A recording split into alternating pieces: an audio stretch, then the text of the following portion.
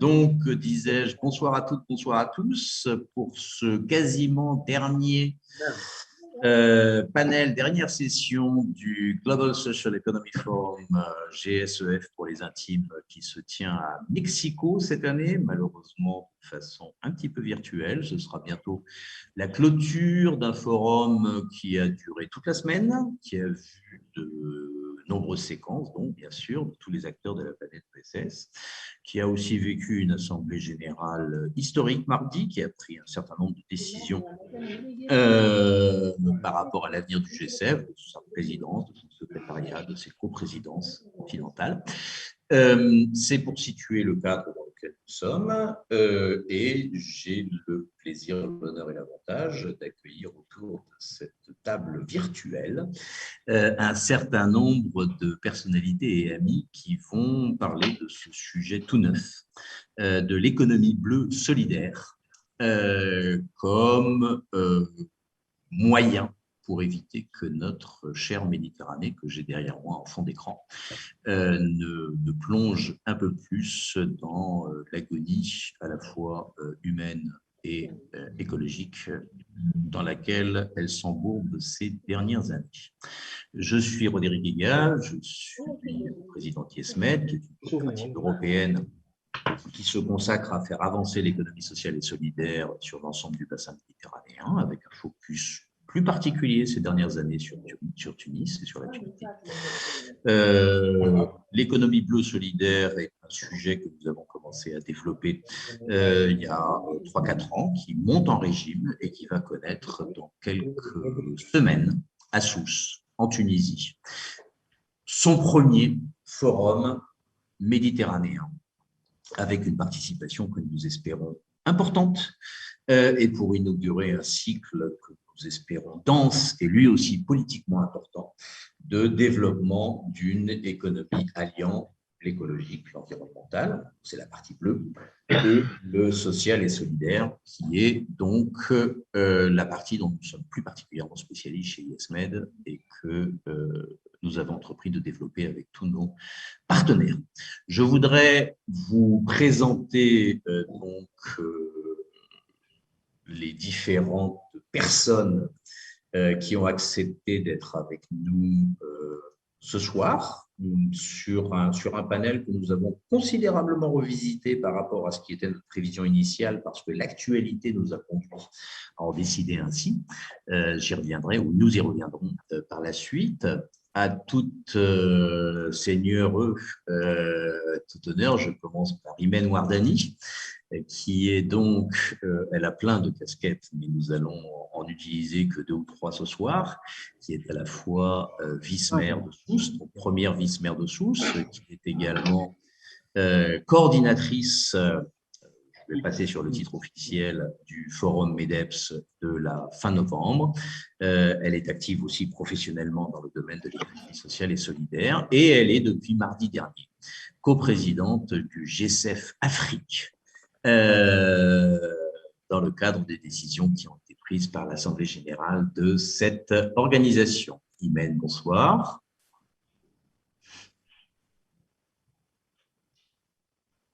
Bonsoir Rodrigue, bonsoir à tous les participants et à toutes les participantes. À tout de suite pour te présenter plus complètement et puis pour introduire cette séquence. Nous avons également le plaisir d'accueillir M. Bernard Valero, qui est coprésident du Conseil d'orientation du Forum MEDEPS. Bernard Valero est un ancien ambassadeur de France, c'est un passionné de Méditerranée, puisqu'il a exercé des fonctions à la tête de l'Agence des villes et territoires durables en Méditerranée, dont le siège est à Marseille. Monsieur l'ambassadeur, cher Bernard, bonsoir. Bonsoir, très très heureux de vous retrouver tous sur ce panel et surtout merci de m'avoir convié à y participer. C'est un honneur que tu nous fais, c'est un plaisir que tu nous donnes et donc nous n'allons pas le bouder. Bernard, nous t'écouterons avec intérêt comme l'un de nos référents méditerranéens. L'autre, je le présenterai très prochainement. Président pour président, nous avons également Asma Hamza. Madame Hamza est chercheuse et universitaire. Elle a une vie civile. Elle est activiste citoyenne. Elle a été pendant 1 an l'une des premières maires du municipalisme tunisien. C'était à Matir. Et Asma est ici avec nous aujourd'hui avec sa casquette de présidente du comité scientifique du Forum MEDEPS de Sousse. Madame Asma, Aslema. Bonsoir Rodrigue, bonsoir chers amis, chers tous. Heureuse de vous rejoindre dans ce panel. Je vais apprendre avec vous, ne pas donner des leçons. C'est la première fois que j'assiste à de telles séances sur l'économie sociale et solidaire. J'essaierai d'apporter le plus et merci encore de m'avoir invité. Un grand merci à toi également, Asma, d'avoir accepté cette invitation, d'avoir aussi accepté la lourde tâche de présider le comité scientifique du Forum MEDEPS. En matière de ESS, nous avons un spécialiste qui n'est ni méditerranéen, qui n'est pas méditerranéen et qui, a priori, n'a que des notions assez vagues d'économie bleue. Nous-mêmes apprenons à marche forcée. Il s'agit de Malik Diop, qui est le coordinateur national du RACTES, réseau sénégalais, qui associe les acteurs de l'ESS et les collectivités locales dans son pays et qui est l'un des héros de la semaine, si ce n'est le héros de la semaine, de la semaine ESS tout au moins, puisque Dakar a obtenu d'accueillir dans 2 ans l'édition 2023 du GCEF. Malik, merci d'être avec nous. Bonsoir. Bonsoir Rodrigue, bonsoir à tout le monde. C'est vrai que je ne suis pas méditerranéen, mais je suis méditerranéen d'Alliance. Ah, peut-on en savoir un petit peu plus? Je suis méditerranéen, j'ai des amis méditerranéens, donc forcément, je suis un méditerranéen d'Alliance. D'accord. Merci en tout cas. Et de cœur aussi, parce que voilà, c'est que nous partageons le même monde, la même planète. Voilà, donc voilà, on est des citoyens du monde. Ce qui touche l'un touche forcément l'autre. Et quand tu fermes les yeux, comme dit un proverbe africain, quand tu fermes les yeux sur la case du voisin qui brûle, après, c'est ta case qui va brûler après. Donc voilà, donc, il faut qu'on soit solidaire, qu'on soit concerné par tout ce qui se passe. Voilà, donc ravi de vous rejoindre. Voilà, il n'y a pas de héros, il n'y a que des moments de circonstances et de circonstances et d'opportunités. Et ça aussi, il faut le dire, nous l'avons Dakar là, c'est l'Afrique. Moi, je ne dis pas c'est l'Afrique. Et Sousse a pleinement participé, c'est bien ce que je veux dire, Rodrigue, dans cette candidature. Et je suis avec aussi à côté Aminata Diop Sambou, qui est aussi la directrice du Fonds de développement municipal de Dakar, à qui j'ai demandé de rejoindre parce qu'on vient juste de lancer officiellement. Le maire sort d'un point de presse pour lancer officiellement l'organisation du ZSF. Super, on aura l'occasion d'y revenir. Bonsoir Aminata. On a eu l'occasion de faire connaissance la semaine dernière en ce qui me concerne. Enfin non, avec Malik, on s'était déjà vu sur un webinaire de DARES, le Centre tunisien de ressources de l'ESS, avec lequel collabore également Imen. Et voilà, l'histoire, je dirais, a permis d'intensifier la rencontre avec le dialogue qui s'est établi entre Dakar et Sousse, notamment la semaine dernière, et qui a eu un aboutissement heureux. Lamia Trabelsi, c'est notre deuxième universitaire de la soirée. C'est une collègue d'Asma Hamza qui a été missionnée en service commandé par son amie Asma pour venir nous parler ce soir. Elle fera aussi partie du comité scientifique du Forum MEDEPS. Bonsoir Lamia. Bonsoir tout le monde. Je suis très heureuse d'être parmi vous aujourd'hui et j'ai l'honneur de voir autant de femmes tunisiennes qui participent dans ce panel. Franchement, je suis fière. Je suis vraiment fière et je vous remercie franchement, Asma, d'avoir, comment dirais-je, de m'avoir torturée, ça c'est vrai, mais de m'avoir permis de faire votre connaissance.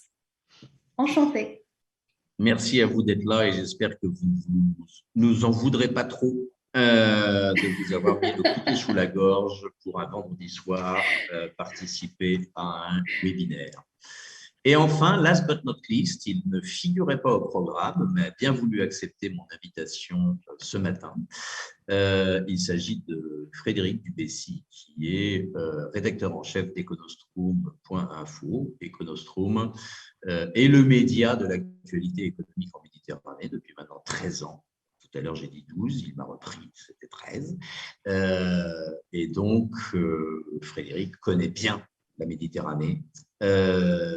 Il aura l'occasion de nous en donner témoignage tout à l'heure. Salut Frédéric. Oui, bonjour tout le monde. Effectivement, merci déjà pour cette invitation. Alors, j'ai l'impression d'être un peu un intrus ici en tant que journaliste. D'habitude, j'ai plus l'habitude d'être soit à ta place, Rodrigue, soit derrière mon écran pour écouter tout ce que vous allez dire. Mais je vous rassure, je vais tout écouter bien sagement parce que j'ai encore beaucoup à apprendre effectivement sur tout ce qui est ESS et économie bleue. Donc, je suis ravi d'être avec vous. Et j'espère que tu ne m'en voudras pas de voler le travail des professionnels en essayant de jouer les animateurs. Ce n'est pas mon métier. Mais bon, quand il s'agit de faire quelques acrobaties et monter des panels de qualité en dernière minute, et dernière fois, je voudrais remercier toutes celles et tous ceux qui sont autour, qui participent à cette séquence. Je dois faire don de ma personne. Entrons dans, en bien tout honneur, bien évidemment, entrons dans le vif du sujet avec Imen Wardani. Alors, Imen, je ne sais plus très bien si je dois vous tutoyer.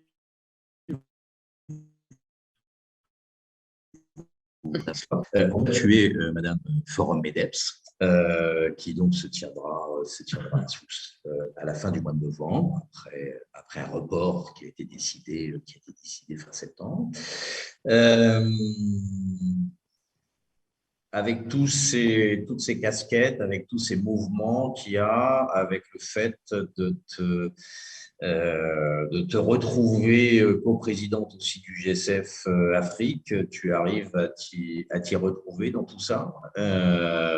Parle-nous un petit peu de toi et ton actualité par rapport à ce qui approche, qui est l'événement MEDEPS Sousse. Eh ben oui, effectivement, hein, puisque je porte toute cette casquette, donc je dois les assumer.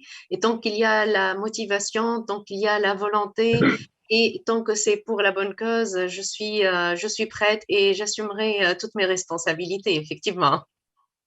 C'est une fierté pour Sousse d'avoir été comme ça porté à la coprésidence parlons d'une institution, une organisation, un mouvement, une association sur le plan juridique, comme le GSF dans sa dimension africaine. Oui, effectivement, Rodrigue. Comme vous le savez, le sujet de l'économie sociale et solidaire est, je ne vais pas dire un sujet récent, puisque là, ça remonte aux années 70, mais disons la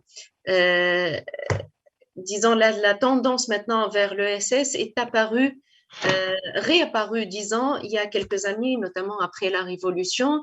Et là, on se considère comme disons, comme tu le dis, Rodrigue, des outsiders donc de l'économie sociale et solidaire. Et là, c'est une fierté pour Sousse, puisque là, depuis l'élection du conseil municipal, on travaille autour d'une vision de ville inclusive, attractive et innovante. Donc, la partie inclusive, bien évidemment, inclut donc l'économie sociale et solidaire. Notre objectif était de consolider l'économie sociale et solidaire sur nos territoires et bien évidemment, donc en un temps, je dirais peut-être record, hein, parce que ça remonte à moins d'un an que SOS commence véritablement à travailler sur l'économie sociale et solidaire, que ce soit à travers des projets qu'elle est en train de préparer, que ce soit aussi à travers le forum que nous organiserons les 26 et 27 novembre prochains. Donc le fait d'être élue en tant que co-présidente de l'Afrique du GSEF, d'un forum mondial de l'économie sociale et solidaire est une fierté pour nous, hein. Et là, je profite pour remercier ISMED et DARES pour leur contribution, puisque ils étaient nos deux partenaires techniques qui nous ont accompagnés à monter notre candidature, à élaborer une candidature qui était très pertinente. Alors, je ne vais pas trahir de secret, ni même vis-à-vis de nos amis sénégalais, en disant que nous avions programmé ce panel sur l'économie bleue solidaire depuis SOUS, virtuellement, avec le secret espoir à l'époque qu'on puisse faire un passage de relais entre Mexico et SOUS. Le passage de témoins va se faire entre Mexico et Dakar. Nous n'y voyons bien évidemment aucun inconvénient, bien au contraire, mais c'était une petite parenthèse que je voulais glisser. Bernard Valero, merci une nouvelle fois d'être avec nous. Je vous ai présenté tout à l'heure, donc je n'y reviens pas, et je passe au tutoiement. Je sais que tu es un passionné du service public, ta carrière en témoigne, tu es un passionné de la Méditerranée, tes engagements, notamment de ces dernières années, en témoignent également, et tu continues à le faire savoir, parfois de façon un petit peu virulente sur les réseaux sociaux. Et tu as accepté très, très volontiers et très amicalement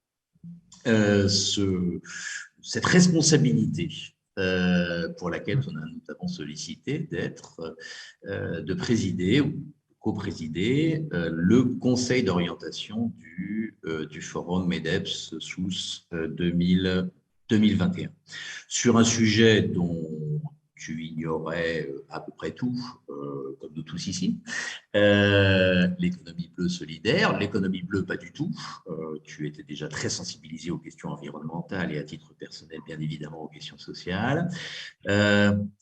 Explique-nous un petit peu, si tu le veux bien, ce cheminement vers cet engagement dont Imen et moi pouvons témoigner que tu le démontres chaque jour. Oui, merci beaucoup, Rodrigue. Cet engagement, comme tu dis, il procède d'une conviction, d'abord d'un constat et ensuite d'une conviction très forte. Le constat, c'est qu'aujourd'hui, plus que jamais, la Méditerranée, c'est-à-dire cet espace qui est sur la carte derrière toi, a plus que jamais besoin de coopération entre tous les États riverains de cette mer. Cette région est petite, elle est fragile, elle est menacée par de très nombreux enjeux, et en particulier, donc le premier d'entre eux, c'est le réchauffement climatique et la dégradation générale de tous les paramètres environnementaux. Ça a été relevé encore tout dernièrement par le GIEC, et je pense que même dans nos vies quotidiennes, nous pouvons constater combien les questions de déforestation, d'accès à l'eau, de gestion des déchets, d'artificialisation des sols, de réchauffement des températures produisent des effets qu'en l'espace d'une génération, nous pouvons désormais observer. Donc, un besoin pressant de coopération entre tous les Méditerranéens. Ça, c'est le constat. La conviction, c'est que précisément, pour mettre en œuvre cette coopération, l'économie sociale et solidaire me semble être un levier absolument fondamental de développement économique et social durable. Et ce levier de développement, il est accessible à tous et il peut être renforcé par un certain nombre de synergies. Alors, lorsque l'économie sociale et solidaire est appliquée en plus à l'économie bleue, là, on a un cercle vertueux qui peut se créer. Nous allons avoir donc dans quelques semaines le forum de SOUS qui va se tenir qui va se tenir donc sur ces thématiques et qui va rassembler un grand nombre d'acteurs de cette économie bleue, sociale et solidaire. Alors, à cet égard, moi, je voudrais d'abord remercier et féliciter la municipalité de Sousse pour son engagement et pour l'accueil qu'elle prépare pour cette manifestation. C'est véritablement intéressant de voir une collectivité territoriale, en l'occurrence une municipalité, se mobiliser sur cette thématique et devenir véritablement un acteur de cette coopération autour de l'économie bleue, sociale et solidaire. Et je suis d'autant plus sensible à cet engagement de la ville de Sousse que la pointe de diamant de cet engagement de Sousse n'est autre que la maire adjointe, c'est-à-dire une femme qui porte une attention et déploie des efforts absolument considérables pour que ce rendez-vous de novembre soit véritablement un succès. Et puis enfin, je voudrais juste terminer par une dernière observation. Une dernière observation. Lorsque l'on parle de coopération, depuis trop longtemps, on a toujours, même involontairement, en tête la dimension coopération nord-sud. Alors, c'est très bien, on a fait beaucoup de choses avec ce paramètre depuis des années, etc. Et naturellement, il faut que ça continue. Mais là, aujourd'hui, je suis très, très sensible à ce magnifique exemple de coopération sud-sud que viennent de donner les villes de Dakar et de Sousse pour organiser l'accueil du Forum mondial en Afrique en 2023. Là, j'avoue que je suis vraiment très, très impressionné par cet exemple de coopération qui a été donné par les Sénégalais et les Tunisiens pour organiser au mieux cet événement, qui aura l'ambition évidemment d'être mondial, bien sûr, d'être également africain, mais qui, avec nos amis de Sousse, pourra introduire une dimension méditerranéenne qui n'est autre que le continuum géographique du continent africain vers le nord ou de l'Europe vers le sud. Et puisque je parle de l'Europe, et alors là c'est promis, je termine par cette remarque, je pense que, enfin du moins je l'espère de tout cœur, que ce forum de Sousse sera aussi l'occasion, à quelques semaines du démarrage de la présidence française de l'Union européenne, c'est-à-dire à partir du 1er janvier 2022, donc ce forum de Sousse soit l'occasion de lancer un double message aux autorités françaises d'une part et à tous leurs partenaires européens, un message sur l'importance de l'économie sociale et solidaire, dans un sens très général, et l'importance des questions méditerranéennes. Et là, je pense que si on arrive comment dirais-je, à définir ce message et à le lancer le plus loin possible vers les Européens, nous aurons coché une case importante des résultats que nous pouvons espérer atteindre à Sousse dans quelques semaines. Merci Bernard, tu n'es jamais trop long et on reviendra de toute façon vers toi. Mais cette mise en situation éclaire notre prochaine intervention, qui est celle de notre collègue et ami Malik, qui donc est en ce moment à Dakar. Dakar a gagné. Je crois qu'il faut utiliser, je dirais, la stimulation amicale entre les candidatures des Sousse et Dakar pour le GCF. Mais nous sommes tous convaincus que l'horizon Dakar 2023, je voyais juste à l'instant, Malik, qu'effectivement sur Facebook, que Madame le maire de Dakar venait de faire un point presse pour annoncer, je dirais, non pas le début des festivités, mais le lancement du processus. Et Sousse, de ce côté-là, sans empiéter, je dirais, sur les prérogatives de l'organisateur, va apporter, notamment à travers l'économie bleue solidaire, sa contribution contribution à cet édifice, je dirais, collectif qui se construira dans les 18 prochains mois. Toi-même, je ne sais plus si on se tutoie ou si on se voit, mais en tout cas, à partir de maintenant, on va se tutoyer. Tu es beaucoup impliqué sur cette candidature, alors qui est celle d'une ville, qui est celle d'un réseau d'acteurs, qui est celle de beaucoup de gens, de partenaires qui se sont engagés sur cette candidature Dakar 2023. Dans quel état d'esprit est-ce que tu attaques, si je puis dire, les choses sérieuses, parce que c'est maintenant qu'il va falloir organiser cette manifestation. C'est quoi les sentiments dont a pu nous faire part, peut-être sur les réseaux sociaux, Madame le maire? C'est quoi le sentiment dominant dans la candidature Dakar? Oui, je pense que, comme tu dis, je pense que pour moi, comme tu dis, dans l'approche, c'est tout. Pour moi, c'est l'Afrique, hein, c'est l'Afrique. Donc, je pense qu'on en a tellement discuté, Rodrigue, Imen, Oui. tout le monde. Je pense qu'il faut. Et je pense que Madame le maire l'a rappelé aujourd'hui au niveau du point de presse que c'est la candidature de l'Afrique. Je pense que c'est la candidature de l'Afrique. Et on a même confirmé que, voilà, que ce lancement se fera à Sousse au mois de novembre. Donc, il faut qu'on trouve rapidement les ponts pour ça, pour dire que voilà, donc voilà, donc le lancement de Dakar GCF donc, se fera à Sousse et on aimerait aussi que chaque ville africaine qui a la possibilité soit aussi une opportunité, un événement pour communiquer, pour travailler, pour regrouper cet événement-là. Donc, peut-être toutes les villes ne pourront pas le faire, mais on peut voilà, voir des têtes de pont, réfléchir ensemble avec Sousse sur un plan, sur une feuille de route cohérente, harmonisée, et qui devra permettre un peu de ne pas attendre que Dakar pour faire un point de chute, mais d'avoir un agenda assez perlé qui doit nous amener vers Dakar 2023. Et je pense que ça, Sousse a double casquette par rapport à ça. C'est que dans ma compréhension, c'est qu'il y a le rôle aussi de vice-président Afrique.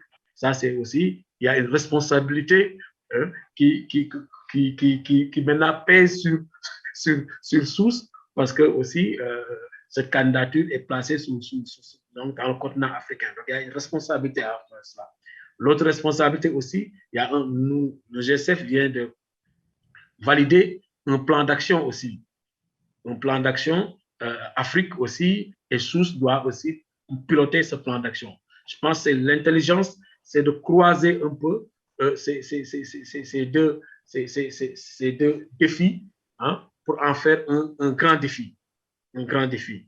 Et nous sommes tout à fait en phase pour faire aussi saisir cette opportunité donc, du forum de novembre pour replacer, recontexter pour cette opportunité. Et déjà, Madame la maire avait donné son accord de principe d'être là. Je le réaffirme devant aussi Madame Samb, et nous réaffirmons aussi ça doit être un point de discussion qu'on doit amener, non pas pour ces questions spécifiques de choses, mais comment arriver à avoir un plan d'action global vers Dakar 2020. Et l'autre aspect, c'est que c'est vrai que cette candidature, bon, on ne parle plus de candidature, ce projet aujourd'hui est porté par au plus haut niveau. Ça aussi, c'est important, parce que nous connaissons aussi nos pays. Quand on n'a pas l'engagement politique derrière, c'est très difficile aussi de faire des choses qui sont admis, qui sont grands, etc. Et je pense qu'au plus haut niveau, hier, en Conseil des ministres, déjà, il y a une communication sur le forum. Donc, ça veut dire que c'est porté à tel niveau et il y a une attente énorme. Et à côté aujourd'hui de Madame la maire, il y avait aussi le ministre de l'économie, de la microfinance et de l'économie sociale et solidaire. Donc, cette co-construction que nous allons faire au Sénégal avec les 6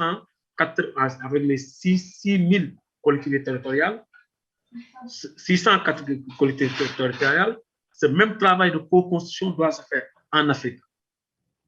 Et ça, je pense que c'est important, c'est l'approche que nous donnons et une orientation forte. Parce que comme disait un peu, l'économie sociale et solidaire, j'ai l'habitude de le dire, en général, c'est comme M. Jourdain en Afrique, qui faisait de la prose sans le savoir. Sans le savoir, parce que dans nos réalités, il y a énormément de valeurs qui embrassent l'économie sociale et solidaire, tant dans nos pratiques, nos réalités sociologiques, socio-économiques. Donc, tout cela, socio-associatif, l'Afrique est un bouillonnement de communautés, est un bouillonnement de solidarité agissante. Je pense que c'est important qu'aujourd'hui, on doit saisir ce terreau pour refonder notre économie. C'est ça qui est fondamental. On ne peut plus continuer pendant des années, des siècles à un modèle économique qui a atteint ses limites objectives sans pourtant ressourcer, revoir un peu, donc interroger nos réalités, interroger nos pratiques avec nos propres lunettes, pas emprunter les lunettes d'autres. Je pense que c'est important que ce forum Dakar 2020 doit permettre à cela. Donc, il faut aussi nous invitons au monde, il faut que nous préparions à leur offrir ce que nous avons. C'est important. Il faut qu'on s'organise pendant un an dans tous nos pays, dans tous nos contrées, pour offrir ce que nous avons de mieux. Je pense que c'est important et l'expérience de Darès, l'expérience des autres, doivent permettre maintenant de tirer tout le monde vers le haut. Je pense que c'est ça qu'on devrait, tirer tout le monde vers le haut. Et le forum doit être une opportunité importante pour ça.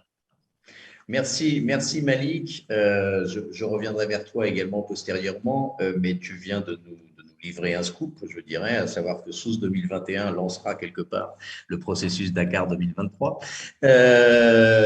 C'est officiel et je suis sûr que SOUS en sera très reconnaissant à Dakar.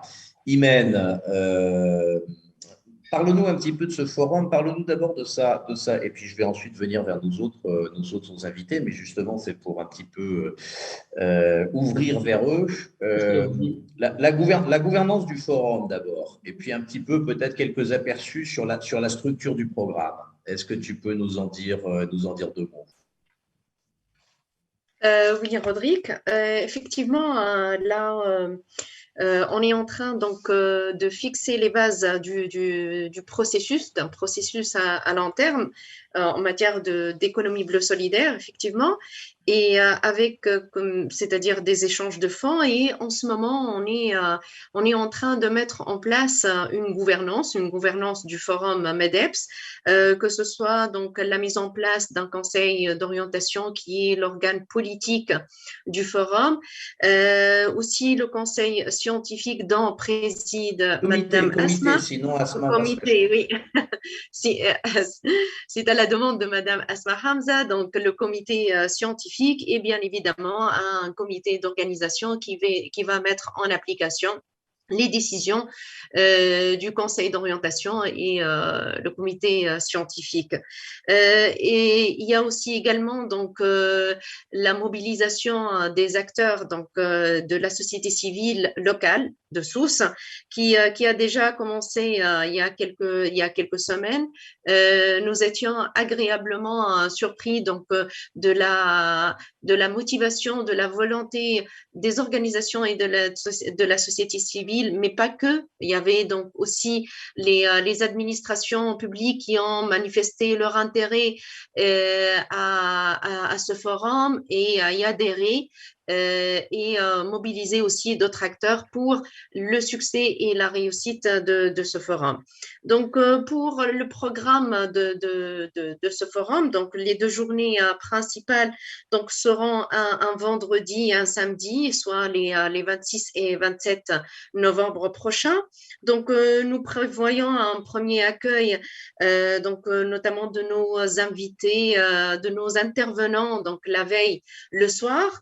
Et après, donc, il y aura 2 journées riches en échange, que ce soit donc à travers des panels, à travers donc des plénières, des thématiques, des nouvelles thématiques autour d'ateliers et de tables rondes.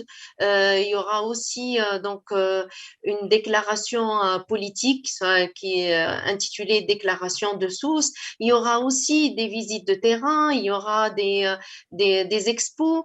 Donc, c'est vraiment un programme très riche et plein d'échanges, de bonnes pratiques, aussi de développement de partenariats. Ça sera un espace de coopération, de collaboration entre les différents acteurs de la région, que ce soit donc de la région méditerranéenne, puisque là, le forum, c'est le forum méditerranéen de l'économie bleue solidaire, mais aussi de nos confrères en Afrique.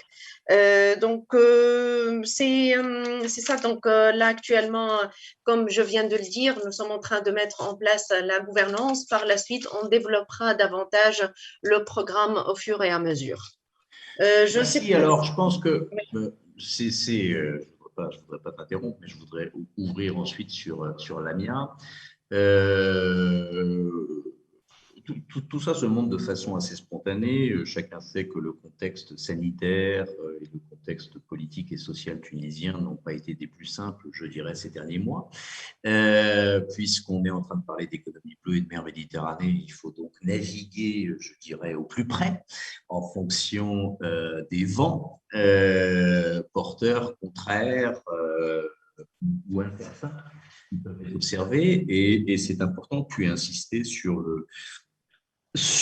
l'implication, je dirais, de la société civile locale. Moi-même étais il y a un mois à Sousse et j'ai pu observer effectivement lors de rencontres avec les associations, mais aussi avec l'université, qui avait vraiment un appétit d'implication pour la ville, pour les thématiques concernées, pour le pays. Bernard Valero nous a parlé avant des États qui ont souvent montré leurs limites en matière de coopération et de fraternité méditerranéenne, c'est le moins qu'on puisse dire, et on en a des exemples tous les jours, et certains qui sont un petit peu inquiétants chez des voisins proches de Tunisie. Et donc, c'est important que la société civile, qui, elle, subit souvent ces aléas, prenne en main, je dirais, son propre destin de façon à avancer sur des sujets qui sont essentiels.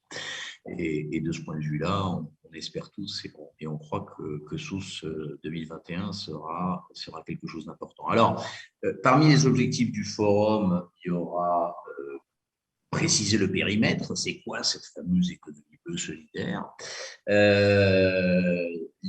et c'est pas dévoiler un mystère, parce qu'il y a déjà des travaux qui ont été faits antérieurement sur le sujet, notamment en Catalogne l'année dernière, de dire qu'un certain nombre de champs sont d'ores et déjà identifiés comme ce que nous appelons le tourisme alternatif solidaire dans sa version côtière, comme l'économie circulaire, comme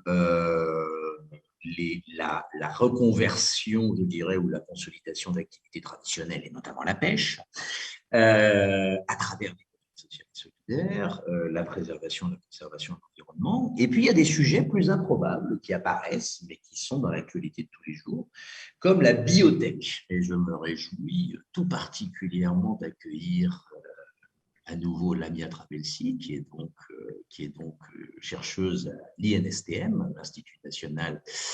Ah, je vais dire des bêtises, l'EST, je vais dire sciences, c'est sûr. National. Enfin, et ça termine par maritime. Non, c'est le T où j'ai. Voilà, marine, exactement, de la mer. L'Institut national des sciences et technologies de la mer. Technologie, c'est la technologie que je n'avais pas. J'arrivais à mémoriser le. Alors, l'INSTM est une institution importante en Tunisie au niveau international, tellement importante que je m'y perds toujours entre tous les centres que vous avez dans différentes villes sur la géographie tunisienne, d'autres qui sont à Salammbô, d'autres qui sont à Sfax, d'autres qui sont à Bizerte, enfin bref. Donc, sur toute la zone côtière, de Tabarka à Gergis. Ben voilà. Donc, sur toute la zone côtière, on retrouve les chercheurs, les experts de l'INSTM. Damien, vous êtes parti, et donc vous allez nous parler de biotech, biotechnologie marine et économie sociale et solidaire, sujet dont je ne sais pas s'il avait encore été traité au niveau international, mais qui nous donne un premier avant-goût de ce que seront les contributions scientifiques à ce forum. À vous la parole. Il faut peut-être que Henri, je je vous voudrais bien autorise dire un petit quelque chose, que l'économie solidaire et sociale n'est pas vraiment une notion qui est née en 1960. Je ne suis pas d'accord parce qu'en Méditerranée, en fait, l'économie solidaire et sociale est une tradition du peuple méditerranéen. Parce que le peuple méditerranéen est franchement, depuis l'Antiquité, il est uni. Il partage beaucoup de choses, que ce soit dans la commerce, l'agriculture, les mariages. On trouve des mariages à l'échelle méditerranéenne et tout ça. Donc, l'aspect solidaire, il est là. Et je peux dire que la Méditerranée a donné la naissance à tout ce qui est solidaire, et il peut donner encore et encore l'exemple d'une vraie solidarité et d'une économie réellement sociale. Donc, je n'aime pas que l'économie solidaire et sociale soit, c'est comme si c'est une nouvelle invention. Non. Nous n'allons pas rentrer dans le débat entre experts ici, et nos collègues et nos autres collègues africains pourraient dire que l'Afrique, berceau de l'humanité, est aussi le berceau de l'humanité. Non, le Méditerranée, je dis que c'est le berceau de l'humanité. Parce que je pense, pas seulement la Méditerranée, parce que je pense qu'on faisait de l'ESS déjà à l'âge des cavernes, lorsqu'on se répartissait les tâches entre les uns et les autres, soit pour aller à la chasse, soit pour protéger le foyer. Donc, nous allons, pour l'instant, à la présentation, revenir sur notre sujet, mais merci pour ce propos enthousiaste et pour cette profession de foi méditerranéenne qui en séduira beaucoup ici. Alors moi, je n'ai pas le pouvoir de permettre de partager les présentations. Est-ce que nos amis… Je vais partager quand même ma présentation, non? Ben, si on arrive à la partager. Est-ce que côté GCF, on peut partager ou pas? Allô. Normalement, elle peut partager là. Hein. Est-ce que Lamia, vous y arrivez là? Est-ce que vous arrivez à partager en appuyant sur le petit bouton vert, partager l'écran qui est en bas? Génial, super. Merci Benjamin. Allons-y. Je vais commencer? Yes. D'accord. Just 1 minute. Voilà. Aujourd'hui, je vais vous présenter ce qu'on appelle la biotechnologie bleue. Quelle promesse pour une économie bleue solidaire. Pour commencer, je vais définir c'est quoi la biotechnologie bleue ou la biotechnologie marine. Tout simplement, selon la définition donnée par l'Organisation de coopération et de développement économique, la biotechnologie bleue est l'application de la science pour… Je m'excuse. Comment je peux faire pour… Voilà. Et là, vous m'écoutez? Oui. Yes. Voilà. Donc, la biotechnologie bleue est l'application de la science et de la technologie aux organismes aquatiques vivants pour la reproduction de connaissances, de biens et de services. Donc, pour nous, les scientifiques, ça c'est la définition économique. Pour nous, les scientifiques, la biotechnologie bleue est tout simplement la boîte d'outils qui utilise différentes techniques et différentes disciplines de type biochimie, biologie moléculaire, génie génétique, aquaculture, pour transformer les bioressources marines, des microalgues, des invertébrés marins, en bioproduits à haute valeur ajoutée. Et ces hauts produits vont alimenter ce qu'on appelle la bioéconomie bleue, qui est l'industrie agroalimentaire, l'industrie nutraceutique, cosmétique, textile, pharmaceutique, l'industrie des enzymes, des biofuels et de l'emballage. Donc, pour dire, la biotechnologie bleue possède tous les atouts pour pouvoir se développer à l'échelle de la globe. Pourquoi? En effet, le milieu marin qui est à l'origine de la biotechnologie bleue, constitue plus que 90% de l'espace habitable sur la planète. Il abrite également à peu près 250 000 espèces connues et d'autres espèces demeurent non encore répertoriées. De plus, le milieu marin fournit la moitié de l'oxygène que nous respirons et absorbe à peu près 26% de CO2 anthropique dans l'atmosphère par an.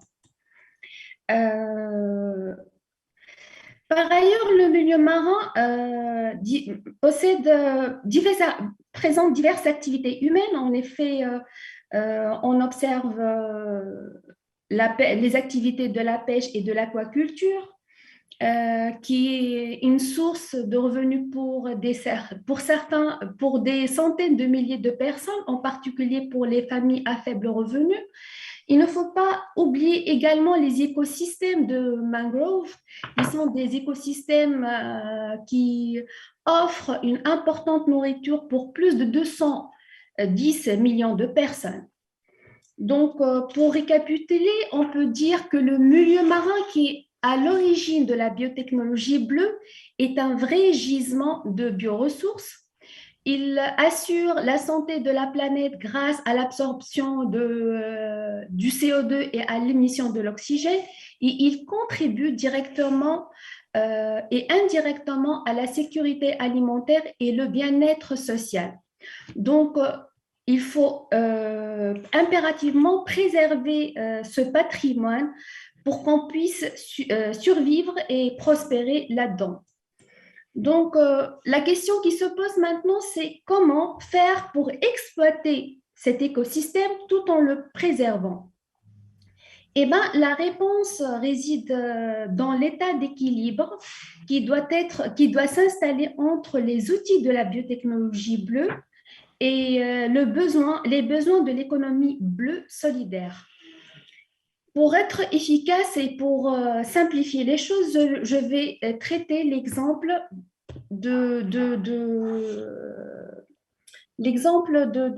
l'exploitation des microalgues à l'échelle mondiale et à l'échelle de la Méditerranée. En effet, l'exemple d'exploitation d'un microalgue est un exemple star pour la réussite, qui montre la réussite de la biotechnologie bleue pour pouvoir promouvoir l'économie bleue. Donc, pour commencer, je vais introduire un tout petit peu et définir un tout petit peu les microalgues. Eh bien, les microalgues, ce sont des micro-organismes, des petites bestioles photosynthétiques capables de transformer le CO2 en présence de l'eau et de l'énergie lumineuse en matière organique et en oxygène. Les microalgues sont apparus pratiquement, ce sont les premiers micro-organismes qui sont apparus sur la Terre, et on connaît tous la fameuse spiruline. Je crois que vous la connaissez tous. En effet, l'utilisation des microalgues est très ancienne dans le temps. En effet, ils sont connus et exploités depuis des temps immémoriaux dans les deux côtes de l'Atlantique. Les photos ici montrent bien l'exploitation des Aztèques, les Aztèques qui récoltaient le taguiltlatl. Ils appelaient ça comme ça, les microalgues. Ils appelaient ça comment? Les taguiltlatl. D'accord. Et la population ancienne du Tchad qui séchait la spiruline pour former ce qu'on appelle le dyé, pour incorporer cette pâte microalgale dans le pain. Donc, mais actuellement, on voit réellement, et grâce aux outils de la biotechnologie bleue, que la production des microalgues n'est plus une production artisanale. Et on voit la naissance d'une production industrielle depuis 1960 au Japon. Donc, cette production industrielle, et grâce à la biotechnologie bleue, a vu naissance au Japon au début Au Japon, c'est ça, par la culture de la microalgue chlorella. Et on voit deux types de production, soit dans des bassins ouverts en mode raceway, soit dans des photobioréacteurs contrôlés, semi-contrôlés ou totalement contrôlés. Eh ben, à l'échelle mondiale, et selon les données de la FAO en 2014, la production mondiale des microalgues a été plafonnée à 10 000 tonnes par an, soit l'équivalent de 0,032 kg par seconde. Cette production mondiale a donné naissance à 276 entreprises qui produisent soit de la biomasse microalgale, soit des produits de transformation de cette biomasse microalgale.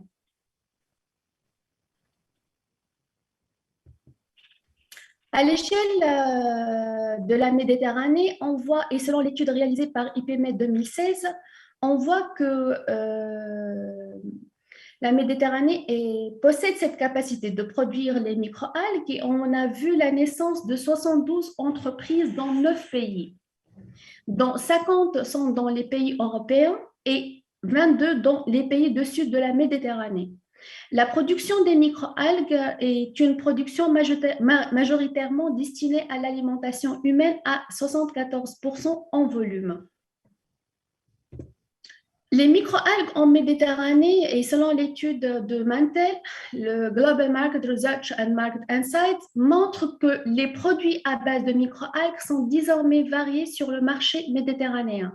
On voit bel et bien les microalgues incorporées dans des aliments et dans des boissons fonctionnelles. Les microalgues comme des compléments alimentaires sous forme de tablettes, de poudre ou de capsules, et aussi dans des produits cosmétiques.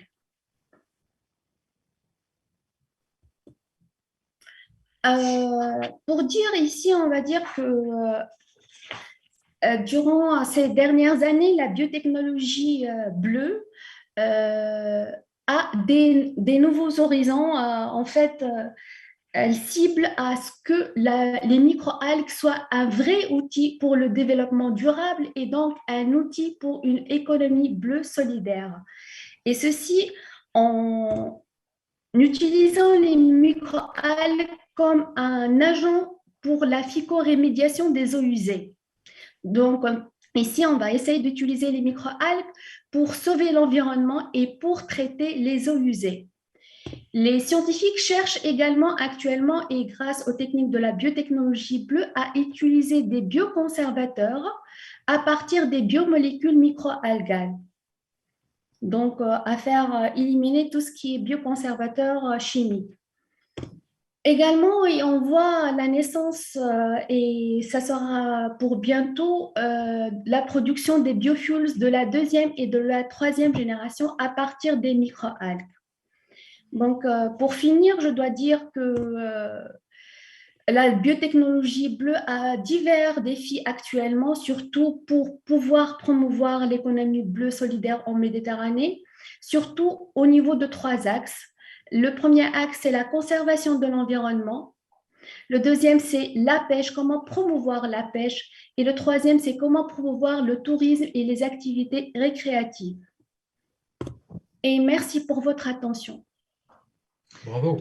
Oh, merci Lamia, merci. C'est un avant-goût des communications et débats, parce qu'il y a certainement des points de débat aussi par rapport à cet exposé que vous nous avez fait. C'est magnifique de finir sur une conclusion d'Antoni Gaudí, qui est quand même le grand architecte de référence de Barcelone. C'est un détail qui me va droit au cœur. Et je crois qu'il y a des trucs à approfondir, notamment sur la dernière partie, c'est-à-dire comment est-ce qu'avec du tech, comment est-ce qu'on peut faire du low-tech, c'est-à-dire comment est-ce qu'on peut aussi créer beaucoup d'emplois et beaucoup d'activités à partir de ces différentes sources que vous avez évoquées, de ces différentes ressources qui existent, puisque voilà, c'est un des sujets pour l'économie sociale et solidaire. Elle n'est pas du tout hostile à la technologie, mais il est évident qu'il y a des processus qui peuvent être des processus industriels lourds, et qui demandent donc de grosses capacités d'investissement et ne créent pas forcément beaucoup d'emplois, et d'autres qui demandent peut-être des capacités d'investissement un peu plus légères et peuvent être source de plus de création de postes de travail. Merci infiniment en tout cas aux docteurs. Alors nous avons 3 femmes tunisiennes, et je n'oublie pas Aminata Diop au Sénégal. Elles sont toutes les 3 docteurs. Donc, je ne suis pas sûr que ça soit un échantillon extrêmement représentatif. 2 qui doivent être docteurs en biologie marine et une qui est docteur en sciences biologiques tout court, c'est ça? Oui, mes spécialités microbiologie environnementale. On est toujours dans l'environnement. Donc, vous pourrez monter un atelier à vous toute seule lors du forum de Sousse, et je suis sûr qu'il y aura beaucoup de spectateurs pour écouter vos débats.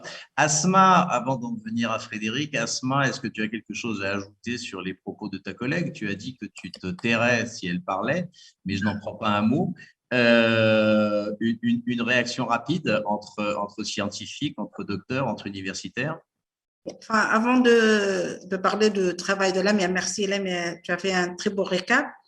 Je voudrais commencer par féliciter nos collègues et nos prochains amis, les Sénégalais, pour leur brillante réussite, et particulièrement humaine pour tout l'effort qui a été quand même couronné par la coprésidence de ce forum mondial. Alors là, moi, l'économie sociale et solidaire, je le faisais, mais je ne le savais pas, parce que je militais dans la société civile, et je ne savais pas que c'était vraiment ça, l'économie sociale et solidaire. Mais quand vous m'avez sollicité pour l'économie bleue, et sociale et solidaire, je n'ai pas hésité un moment, parce que le bleu, ça coule dans mon sang. Je suis océanographe, donc la Méditerranée, ça bat dans mon cœur, c'est mon domaine, et je voudrais bien apporter un nouveau axe à mes travaux, surtout mes travaux de recherche sur l'océanographie et l'environnement. Lamia, elle a présenté quelque chose de très intéressant. Lamia, elle a manqué de dire qu'elle travaille sur les milieux extrêmes, elle travaille sur les milieux où on peut trouver, où la population souffre, c'est-à-dire la population, les eaux saumâtres, les eaux salines, etc. Les populations qui sont tout autour de ces salines, ce sont généralement des gens qui ne trouvent pas beaucoup de revenus, et Lamia, de par ses recherches, elle peut apporter beaucoup dans l'entrepreneuriat pour ces gens-là, au moins de trouver des ressources, surtout pour ces microalgues qui peuvent résister à ces environnements et qui peuvent être des sources de survie et des sources soit pour comme elle a dit, le tourisme, le cosmétique, et même pour la nutrition. Déjà en Tunisie, nous avons des films, enfin certaines fermes aquacoles qui s'orientent vers ce domaine-là, et on peut monter beaucoup de choses tout autour de ce domaine. Si j'ai ajouté quelque chose, je voudrais peut-être parler de la recherche scientifique. Pourra-t-elle être un levier de cette économie sociale et solidaire? Et je crois que du moment que je préside le comité scientifique, je crois que l'axe recherche et économie sociale et solidaire, ça peut être un axe promoteur pour notre forum, et un axe qui peut être développé, parce que la recherche, vraiment, il faut s'orienter davantage vers trouver une solution pour les populations riveraines, et ne pas penser commercial et ne pas penser seulement marketing. Donc, un des axes que je voudrais inclure, Imen, Inch'Allah, dans le comité scientifique, si je peux me permettre, c'est la recherche levier de l'économie sociale et solidaire en Méditerranée. Non seulement tu peux te le permettre, mais tu es la patronne. Je voudrais que, comme je l'ai dit au début, Rodrigue, moi je ne connaissais rien à votre monde. Je voudrais apprendre avec vous. Je ne voudrais pas m'imposer, mais c'est une réflexion que je devrais partager avec vous, et surtout partager avec les membres du comité qu'on va certainement solliciter dans les jours qui suivent, Imen. Il est temps qu'on fixe notre planning et qu'on fixe aussi nos collègues qui vont être dans notre comité. Donc, le comité scientifique, certainement, il va apporter énormément d'idées, mais les idées vont être planifiées, vont être restructurées et on doit se focaliser sur le nécessaire et l'essentiel, non seulement pour notre Méditerranée, mais surtout à l'échelle mondiale. Je voudrais ajouter quelque chose. Non, pas tout de suite. Sur quoi tu veux rajouter quelque chose? Je reviens vers toi ensuite. Du moment que les Sénégalais sont avec nous, je voudrais, s'il n'y avait pas le Sénégal et la Mauritanie, les eaux du Sénégal et de la Mauritanie qui entrent en Méditerranée, la Méditerranée ne serait pas la Méditerranée, ce serait une mer trop salée, il n'y aurait pas une diversité. C'est vrai. Alors ça, c'est très important et je m'en veux d'avoir cherché à t'interrompre, mais ce n'était pas pour te couper le sifflet, c'était pour que tu reviennes ensuite sur ce sujet. Et effectivement, c'est quelque chose de tout à fait important. S'il n'y avait pas le Sénégal, il n'y aurait pas la Méditerranée. C'est pourquoi j'ai dit qu'on est de Méditerranée par alliance. Merci aux deux. On reviendra de toute façon vers l'un et vers l'autre. Alors, bien sûr, le forum sera irrigué, je dirais, par des chercheurs, mais ce ne sera pas un symposium de chercheurs.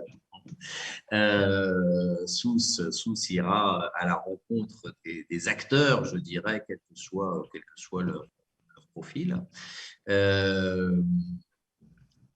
Frédéric Dubessy, Fred pour les intimes, tu es donc rédacteur en chef d'Econostrum, je l'ai dit tout à l'heure.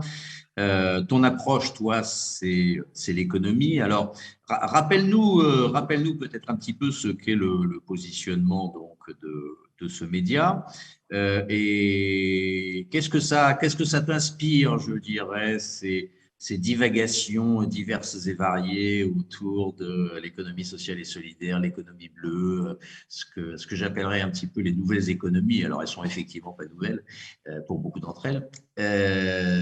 Ça t'inspire quoi? Alors d'abord, comme je suis journaliste, je vais faire du fact-checking pour te contredire sur ce que tu as dit tout à l'heure, puisque je viens de retrouver, là, pendant que je vous écoutais, mais je cherchais également sur notre site, les pays du Maghreb enregistrent les plus forts taux de femmes ingénieurs au monde, mon cher Rodrigue. Donc, elles sont totalement représentatives. D'autre part, au niveau des chercheuses, l'Algérie 48,5%, le Maroc 42,2%, la Tunisie 44,2% en proportion des diplômés, notamment en ingénierie. Voilà, enfin, j'ai les chiffres pour les chercheurs, mais c'était juste une petite. Mais là, on est à 100% à 100% sur les doctorants, sur les docteurs. Ça fait beaucoup. Voilà. Merci. C'était ma petite parenthèse. Après, donc, juste expliquer ce qu'est Econostrum, juste en quelques mots, très rapidement. Nous non plus, on ne remonte pas aux zones préhistoriques, mais on revendique par contre une véritable ADN méditerranéenne, puisqu'on a été créé au printemps 2008 à Marseille. Donc, ça a été créé par plusieurs journalistes qui étaient correspondants de titres nationaux, économiques et professionnels, avec d'emblée la volonté d'avoir un prisme méditerranéen et avec une baseline, l'actualité économique des pays du bassin méditerranéen. Alors, c'est vrai que c'était un peu prémonitoire, puisque quelques mois après débutait ce qu'on a appelé, à tort ou à raison d'ailleurs, les printemps arabes. Ça a donc relancé effectivement l'intérêt sur cette partie du monde. Malheureusement, depuis, tout le monde le sait, le soufflet est bien tombé, mais nous avons continué tant bien que mal sur notre lancée en brandissant contre vent et marée notre étendard, non seulement méditerranéen, mais euro-méditerranéen. J'en finis avec l'explication d'Econostrum en disant que nous sommes un pur player, mais que nous éditons également des dossiers en partenariat avec des institutions, des journaux, et également des guides, comme Coopération en Méditerranée, Économie en Méditerranée, et pourquoi pas un jour, j'en profite d'être là pour lancer l'idée, pourquoi pas un guide de l'ESS en Méditerranée. Et à ce moment-là, on aura besoin de vous tous. Et Econostrum, c'est aussi Biblionostrum, qui est donc une base de données gratuite qui recense aujourd'hui 520 rapports et autres analyses sur les problématiques méditerranéennes. J'en ai fini avec le chapitre promo, Rodrigue. Tu veux que je poursuive? Mais c'est bien, c'est légitime et c'est utile, je pense, pour ceux qui aiment la Méditerranée et qui ne vous connaîtraient pas encore. J'espère que c'est une infime minorité. Je sais que vous avez aussi une réflexion en ce moment sur peut-être, non pas un recentrage, mais être à l'écoute, je dirais, de ces nouveaux messages qui nous parlent d'une Méditerranée plus écologique, plus humaine. Elle n'a pas donné beaucoup d'exemples de ça hein, depuis maintenant pas mal d'années. Euh, tu, tu y crois, toi, à ces discours, et s'il y a des économies qui peuvent changer un petit peu la donne en Méditerranée, comment tu les définirais, toi? Le problème, à mon avis, c'est pas d'y croire, c'est de voir surtout les actes qu'il y a derrière. Parce que les paroles, on est les Méditerranéens, on parle beaucoup, mais finalement, il y a peu d'actes derrière sur tous ces sujets. Alors, ce n'est pas vrai partout, ce n'est pas vrai par tout le monde. Vous en avez tous qui venaient d'intervenir. Un exemple, que c'est un peu Men at Work au niveau de l'ESS actuellement en Méditerranée. Nous, c'est un sujet qui nous a toujours intéressés en tout cas, parce que quand on traite l'économie, on traite toutes les économies. Hein. J'ai même repêché un article qu'on avait fait en 2013, donc ça commence à remonter, justement à Tunis, puisqu'il y avait eu le premier, alors je ne me souviens plus comment il s'appelait, le congrès MEDES, je crois. Hein, organisé par YesMed, en partenariat notamment avec la Massif et le Crédit Coopératif français. Je ne te le fais pas dire. Alors, tu vas voir où je veux en venir. Les organisateurs dont tu étais, quand je les avais interviewés, nous avaient dit: nous désirons lancer la construction d'un écosystème méditerranéen favorable au développement des acteurs de l'économie sociale et solidaire, faire tomber les barrières et décloisonner les mondes des institutions, des entreprises classiques, des entreprises sociales et de la société civile, afin de favoriser des coopérations ambitieuses et opérantes. Alors, pourquoi j'ai retrouvé cette phrase? Parce que j'étais, il y a quelques jours, à l'inauguration de la Maison de l'économie sociale et solidaire à Marseille. Ils avaient la chance d'avoir Olivia Grégoire, la secrétaire d'État française, donc chargée de l'économie sociale et solidaire et responsable, rajoute-t-elle dans son titre. Et donc, elle était à Marseille pour inaugurer cette maison. Et écoute bien les propos qu'elle a employés. Dans la maison de l'ESS, les colocataires se connaissent très bien entre eux, mais ils doivent continuer à mobiliser leurs forces et à mutualiser. Il faut aussi ouvrir les fenêtres auprès de l'économie traditionnelle et sur de nouvelles modalités de financement. Les subventions, oui, mais ce n'est pas suffisant. L'ESS ne doit pas fonctionner en univers clos. Alors, tu vois que les deux citations sont très proches, sauf qu'il y a un certain décalage entre les deux de quelques années. Alors, je ne sais pas si c'est à voir la suite dans les idées, si c'est une communion d'esprit ou c'est révélateur d'un réel retard en la matière par les architectes de l'ESS en Méditerranée. Il faudrait d'ailleurs peut-être identifier les derniers recours qui restent à purger pour que l'ESS s'impose en Méditerranée. Mais en tout cas, ce qui est sûr, c'est que c'est en marche, comme je l'ai dit tout à l'heure, et ça, on le constate régulièrement, effectivement, dans nos articles.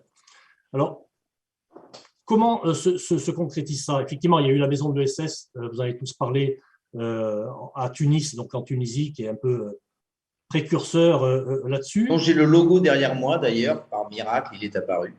Ah oui, c'est vrai. Bien, bravo. Bravo. Ah, c'est remarquable.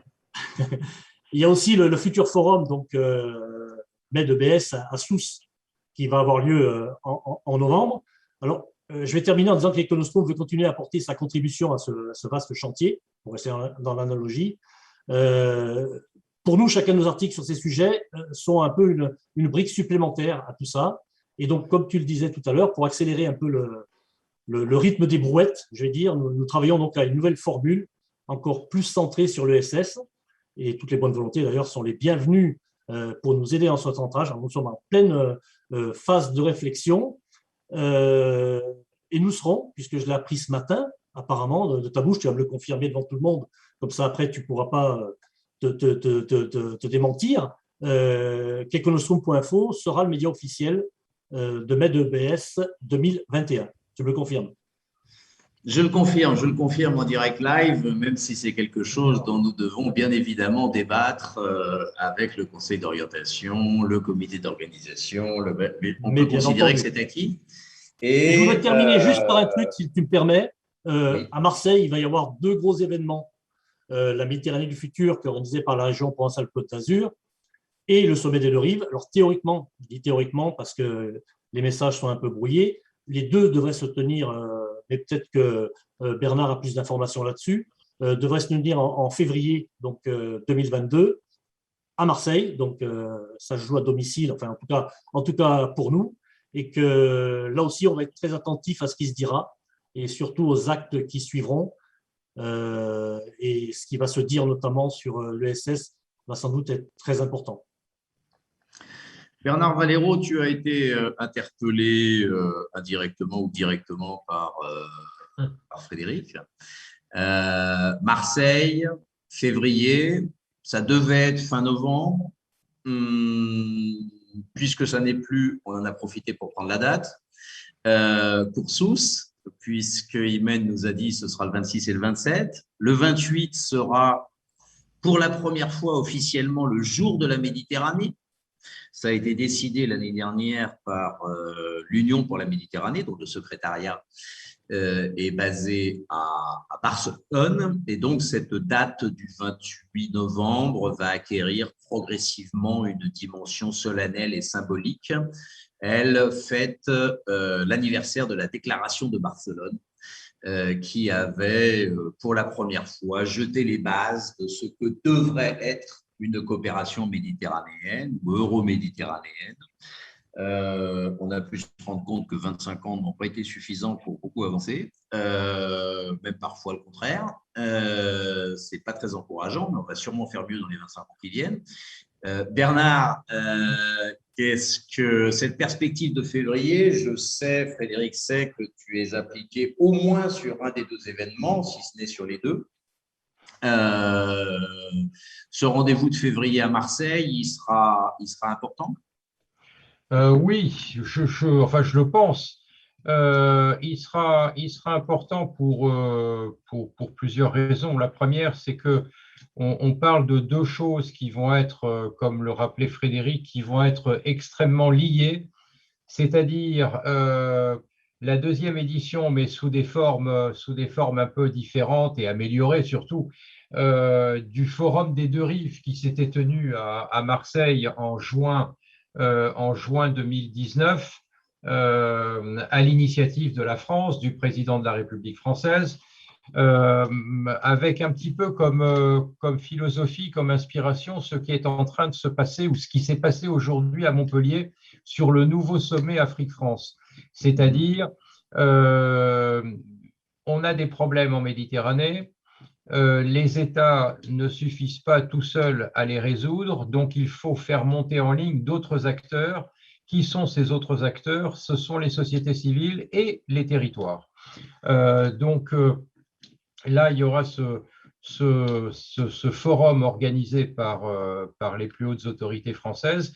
Et puis nous aurons collé, là on travaille encore évidemment sur l'articulation, mais nous aurons dans le même segment de temps, sur 3-4 jours, l'édition numéro 5 de la Méditerranée du futur, qui est un rendez-vous méditerranéen qui a été lancé par la région Provence-Alpes-Côte d'Azur, la région sud, comme on l'appelle, à l'initiative de son président, Renaud Muselier, et qui se tiendra sur le thème de la relance après la crise sanitaire. Et donc là, l'articulation entre les deux événements est assez évidente, puisqu'ils se nourrissent et se renforcent, enfin sont appelés à se nourrir et à se renforcer l'un et l'autre, premièrement.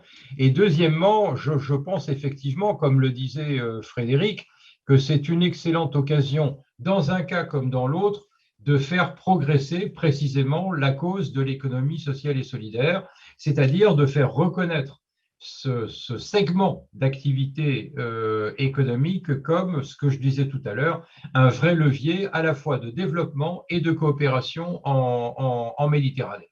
Et donc, je pense que si on arrive, c'est pas évident, hein, c'est pas toujours facile, si on arrive à avoir cet écho, cette résonance sur l'ESS entre, d'une part, le forum du dialogue entre les deux rives et la Méditerranée du futur, je pense qu'on aura fait un bon bout de chemin. En tout cas, on travaille à ça, on passe les messages dans ce sens-là, et j'espère qu'on sera reçu 5 sur 5. Entre-temps, il y aura eu Sousse et les messages dont je parlais tout à l'heure qui pourraient en sortir. Et là, si tu me permets, Rodrigue, encore juste une petite remarque. Je voudrais dire que je suis tout à fait d'accord avec ce que Lamia disait tout à l'heure. D'abord, merci pour votre présentation sur les vertus bleues, sociales et solidaires de la biotechnologie. Très, très impressionné. Mais je voulais également dire que j'étais totalement d'accord avec vous lorsque vous avez indiqué en préambule que l'économie sociale et solidaire n'était pas une création récente. Ça ne remontait pas aux années 60 ou au-delà, et qu'effectivement, depuis la plus haute antiquité, en particulier en Méditerranée, mais aussi en Afrique, sur l'ensemble du continent africain, c'était une activité qui était finalement naturellement mise en œuvre par les habitants de ces territoires. Et chez nous aussi, de ce côté-ci de la rive européenne, ça a été également le cas. Sauf que, en ce qui nous concerne en tout cas, avec la révolution industrielle, avec les nouvelles technologies, etc., on s'est véritablement éloigné de ce modèle, et je pense qu'il est urgent de revenir aux fondamentaux que vous rappeliez tout à l'heure. Je pense que la crise sanitaire dont on espère pouvoir sortir après plus d'un an d'isolement aura montré l'importance de certaines valeurs, et en particulier la première d'entre elles, et qui doit être véritablement le nord de la boussole des Méditerranéens, qui est celui de la solidarité. Et je pense que ça aussi, c'est un message que, quelle que soit la couleur de l'économie sociale et solidaire, je pense que c'est un message sur lequel on doit s'appuyer. Là, je disais tout à l'heure, Sousse et Dakar viennent de nous donner un magnifique exemple de solidarité, et je pense qu'on a un beau sujet pour en étaler et le faire partager sur tout ce concept, sur tous les rivages de la Méditerranée. On en a bien besoin.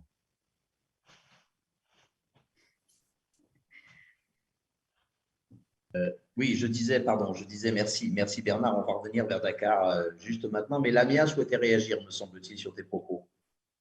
Je voudrais dire que l'économie solidaire et sociale, c'est l'humain, tout simplement. C'est la nature et l'humain. Si on préserve la nature, on est des humains, et si on est des humains, c'est parce que la nature, elle est là. Et pour faire cet équilibre, on a besoin d'être solidaire et de faire le social, tout simplement. Donc, je suis tout à fait d'accord. Alors, la nature et l'humain, joli sujet de thèse de philosophie pour le coup. Malik, j'ai vu que les préparatifs du G7 Dakar 2023 mettaient particulièrement l'accent sur l'économie verte. Ici, on parle d'économie bleue. Dakar va parler d'économie verte, ce qui n'empêche pas de parler d'économie bleue, et Sousse de parler d'économie verte. Après tout, l'économie bleue n'est qu'une économie verte qui est peinte en bleu, mais aux couleurs de la mer. C'est quelque chose qui va être vraiment au centre du Forum 2023. L'économie verte, Malik. Micro. Merci. Donc, je disais que le forum a 3 axes. Je pense que la nuit, c'est d'abord mettre l'accent sur la jeunesse, parce que c'est un enjeu fondamental au niveau aujourd'hui de l'Afrique. Je pense que c'est important. Sur les femmes et sur la nature. La nature, je pense que ce n'est pas un jeu de couleurs. Je pense que l'économie verte, l'économie bleue tout ça font partie un peu de la nature. Je pense qu'il faut qu'on arrive à décloisonner. Je pense que c'est important. Je pense qu'on peut réfléchir de manière des fois sectorielle, mais à un certain moment, je pense que si on va avoir plus d'impact, il faut décloisonner. Il faut décloisonner dans tous les sens et que l'économie bleue aujourd'hui, quand on voit un peu la planète, c'est plus de 50% d'eau. donc voilà, donc il y a, donc je ne suis pas au mais c'est plus, il y a plus d'eau que de terre dans la planète. Donc, réfléchir profondément sur ces questions-là, c'est réfléchir aussi sur la survivance, même sur le devenir de notre planète. Et aujourd'hui, je pense que Dakar va être cette opportunité-là pour faire le pont. Je pense qu'il faut qu'on puisse utiliser cette opportunité pour créer des ponts, pour créer des parcelles, pour créer des ponts, des parcelles dans tous les secteurs, dans tous les domaines. Hein? On a beaucoup de choses à offrir, on a beaucoup de choses à creuser. Et je pense que en alliant la réflexion qui est très profonde au niveau de sources sur l'économie bleue, devrait permettre d'irriguer Dakar et d'irriguer un peu toute la réflexion qui doit se faire en impactant sur nos politiques. Parce que pour changer la réalité, il faut changer les politiques. Et je pense, ces espaces-là, des réflexions comme source en profondeur sur une thématique donnée, je pense que c'est fondamental. Réfléchir sur des thématiques très données, pousser la réflexion et arriver maintenant à irriguer les politiques publiques. Et je pense aujourd'hui, cette parcelle doit être faite, ce pont doit être fait pour que source qui est la Méditerranée, qui est au-dessus, qui est au nord de l'Afrique, doit être un château d'eau pour irriguer aussi l'Afrique vers du haut vers le bas, mais aussi du bas vers le sommet. C'est une jolie formule, celle du château d'eau qui irrigue l'Afrique. Et je suis sûr que notre journaliste Frédéric Dubuzy en fera le titre des prochains articles. Mais je n'interviendrai pas sur son indépendance rédactionnelle. Je te remercie. Ouais. Ed, tu voulais dire? Non, je te disais, et je te remercie. J'aimerais juste, Rodrigue, comme j'ai une contrainte de temps, je dois vous quitter. Malheureusement, mais je pense que je veux juste réaffirmer notre engagement à créer ces ponts et ces passerelles. Je pense que c'est important d'avoir des forums thématiques qui se donnent le temps, qui se donnent l'ambition d'avoir des avis experts. Je dis experts, ce n'est pas seulement les universitaires, ce n'est pas les doctorants comme nous sommes, mais de prendre le pouls de la réalité des pratiquants, des praticiens, ceux qui sont au quotidien sur cette question-là. Je pense aussi que c'est des questions fondamentales. L'économie aujourd'hui bleue se pose aussi au Sénégal parce qu'il y a l'exploitation du pétrole et du gaz qui se trouve en offshore. Et aujourd'hui, c'est une problématique pour tout un secteur. Ce qu'on appelle les pêcheurs,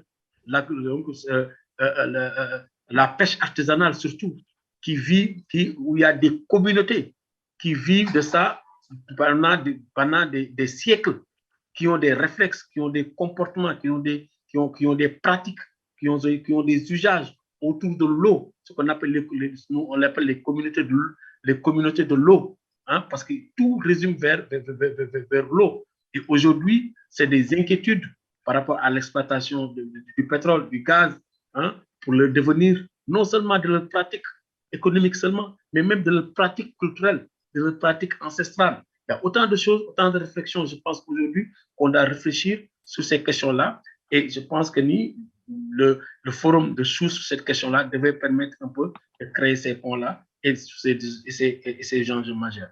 Voilà un peu ce que je voulais dire et que je disais à Ahmed que voilà, on reste en contact et Frédéric pour maintenant réfléchir sur les contenus, sur les approches pour voir comment aussi c'est cette opportunité pour lancer la dynamique africaine vers le G7 2023. Merci Malik. Beaucoup de travail, beaucoup de réflexion en perspective. Bon courage et on sera bien sûr à vos côtés les uns et les autres. Merci. À bientôt. Merci, à bientôt. Si tu me permets, Rodrigue, j'aimerais bien rebondir sur les différents propos, notamment les propos de Malik. Donc là, il faut noter que notre grand rendez-vous, qui est le forum MEDEPS et qu'on souhaite qui se tiendra en présentiel, il marquera le coup d'envoi d'un processus à long terme en Méditerranée et c'est une première approche à l'horizon 2023 avec la participation, bien évidemment, des villes et acteurs qui le souhaiteront.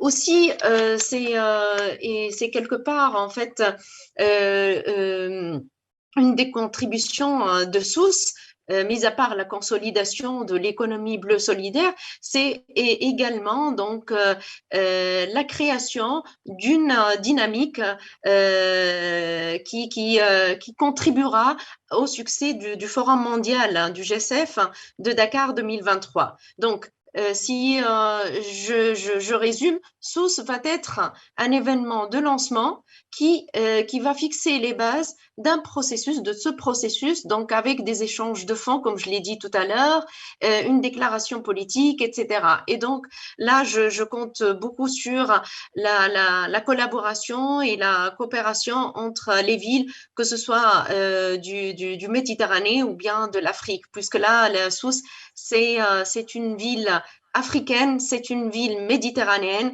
et je peux dire que c'est le trait d'union, c'est le point relais entre la Méditerranée et l'Afrique. C'est bon. On est ensemble, comme dit chez nous. Oui. Salut. Salut, merci. Et dans les 2 minutes qui nous restent pour cet échange, il y a une autre ville qui n'est pas méditerranéenne non plus, à laquelle je pensais en vous écoutant, qui est Bordeaux, qui a donc, je dirais, récupéré elle, la présidence et le secrétariat du GSF, et qui va donc jouer un rôle important dans tous ces processus de réflexion, d'articulation. La coopération est en marche, c'est peut-être la crise qui veut ça, et ça serait de ce fait une conséquence heureuse. J'ajouterais volontiers à ce que nous a dit tout à l'heure. Merci Aminata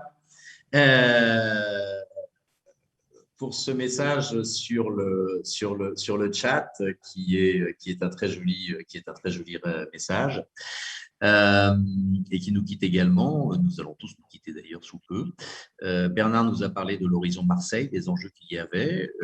Il y a un troisième événement qui aura lieu en février, qui est très exactement les 17 et 18 février, qui sera la conférence européenne sous présidence française de l'économie sociale. Et donc, nous travaillerons les uns et les autres pour que Strasbourg ouvre des fenêtres méditerranéennes et pour que Marseille ouvre des fenêtres ESS sous la même présidence, le même mois. Ça devrait être possible. Oui. Et je sais que Imen, lors de sa dernière visite commando au Forum de la mer de Bizerte, il y a de ça pas très longtemps, c'était il y a 15 jours, même pas, a eu beaucoup de contacts importants et intéressants à ce sens. Je ne doute pas que depuis Marseille, Strasbourg, Sousse, Tunis, Barcelone et ailleurs, on puisse avancer ensemble dans cette direction parce qu'il y a véritablement une séquence africaine qui s'ouvre, une séquence méditerranéenne qui doit s'ouvrir, des séquences européennes, euromed, euro-africaines, ce qu'on voudra. Tout ça va dans le même sens pour une planète un petit peu plus responsable. À qui vais-je donner le mot de la fin ? Eh bien, je crois que je ne peux le donner qu'à notre président du Conseil d'orientation, Bernard Valéro, qui est l'autorité politique suprême de ce forum de Sousse, dont les préparatifs vont s'accélérer dans les tout prochains jours, Asma, je te rassure. Ça a été un petit peu coup de feu là, ces 15 derniers jours avec l'actualité GCF, avec d'autres actualités, mais là, on va pouvoir se recentrer sur le sujet. Et Bernard, à toi la parole, sauf si Asma veut dire un tout petit mot juste avant Bernard, que nos deux présidents, notre présidente et notre président, concluent successivement. Il y a tellement de présidents maintenant qu'on est perdu. Hein. Président, oui, c'est une armée mexicaine. On est à Mexico, c'est donc une armée mexicaine, c'est normal. On a besoin de soldats. Parce que le forum, c'est après-demain et vraiment qu'on s'attelle et qu'on travaille davantage. Merci à tous et la parole à M. Valero, que nous remercions énormément d'être parmi nous et de nous coacher dans ce travail. Merci. Merci beaucoup. Enfin, moi, je suis aussi impressionné de voir le nombre de présidents que de voir le nombre de docteurs dans notre équipe, et en plus des femmes. J'avoue que ça m'impressionne également beaucoup. Non, je voudrais juste simplement vous remercier, vous dire effectivement, vous avez raison, Asma, et je pense que Imen doit avoir exactement le même sentiment. Le compte à rebours a commencé. La fusée doit bientôt partir. Novembre, c'est demain. Donc, effectivement, il y a un gros travail à faire dans les semaines qui viennent.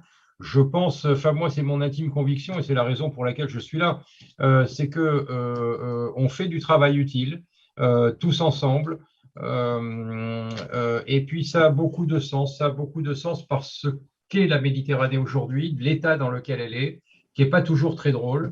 Et d'autre part, ça fait sens parce que on est en train de construire une séquence importante dans un continuum de rendez-vous internationaux, je pense, qui peuvent faire accélérer les choses. Moi, je pense aussi, c'est mon dernier point, qui est très égoïste, très français, mais j'espère aussi que précisément ces divers rendez-vous, que ce soit à Sousse, que ce soit à Strasbourg, avec l'épisode de Bordeaux qui reçoit le secrétariat, etc., je pense que ça va accélérer la prise de conscience dans mon pays de l'importance de l'économie sociale et solidaire, parce que là, je suis assez convaincu que nous avons un peu de retard dans ce domaine. Et il serait grand temps que nous, Français aussi, nous regardions un peu davantage et qu'on rattrape un petit peu ce retard, parce que c'est une dimension très importante, non seulement en matière de création de richesses, d'emplois, etc., mais surtout pour le vivre ensemble. Et c'est bien de cela qu'il s'agit. Il s'agit de vivre ensemble. Et comment on vit ensemble? Eh bien, on le fait en travaillant collectivement, en travaillant ensemble. Merci à tous. Je n'ajouterai rien. Merci, mesdames. Merci, Fred. Merci, Bernard. Merci au GCF. Merci, Benjamin. On a fini presque dans l'horaire et on aura de nombreuses occasions d'échanger sur tout ceci.